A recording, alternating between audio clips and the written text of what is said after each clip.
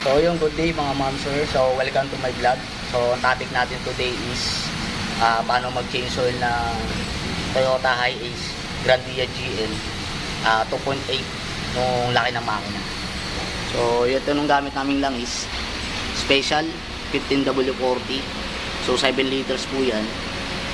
Pero ang isasali mo na dyan 6.5.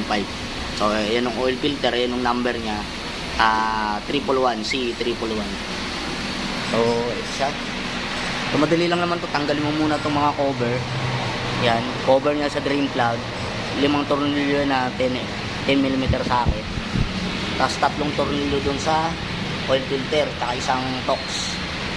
So, ito nung ano niyan. O, yan. 14mm socket naman nung drain plug. Ito nung oil filter. Yan. So, ganyan lang mag-change oil ng DIY.